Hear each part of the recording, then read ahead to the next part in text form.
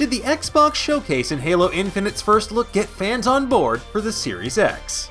On Thursday, Microsoft took to the stage of the internet to show off the latest and greatest games coming to the Xbox Series X. Gamers got to see gameplay, trailers, teraflops, and world premiere announcements to hype them up for when the Xbox Series X hits store shelves this holiday season.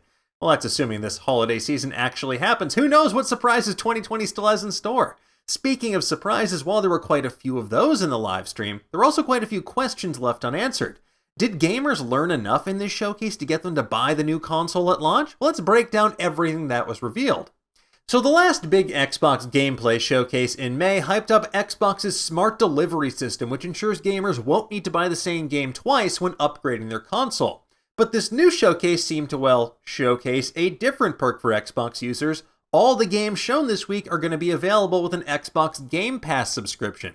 Microsoft seems intent on keeping gamers in the Xbox family without killing their wallets, but enough about how the games will be played. Did the games themselves do enough to wow fans? Well, let's start with the biggest news of the presentation, a full, dazzling first look at Halo Infinite gameplay from its campaign mode. While the Halo ring setting may be familiar to longtime fans, there were some new features that everyone went bonkers over. The first of which is that grappling hook, and you just know we're going to spend hours turning Master Chief into a giant, super-powered, armor-wearing Spider-Man with that bad boy. Now, another major change to this status hail quo is the open-world nature of Infinite, and while the open-world map itself might not be infinite, it will be larger than the last two Halo games combined, which is seriously impressive. And if we zoom in on that map, we see a tab for upgrade. So it looks like Master Chief is going to have some sort of upgrade-based system this time around, and we are definitely on board for that. With both an upgrade system and an open-world map, Halo Infinite could be taking a turn towards more of the modern style of action game, like Ghost of Tsushima, the Far Cry series, or something even like God of War. And while we got some more updates to franchises like State of Decay and a new sleeker version of Ori and the Will of the Wisps, we also saw trailers for more artistic, ambitious games like Tell Me Why and As Dusk Falls, which seemed to fall a little bit short of the livestream audience's expectations. They seemed more concerned with getting first looks at their favorite franchises.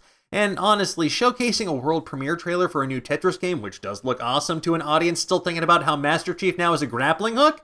Well, might have been a bit of a misstep, but that said, there were enough bright spots in this showcase to carry people through, with sequels like Stalker 2, Phantasy Star Online 2, New Genesis, and Jack Black in Psychonauts 2.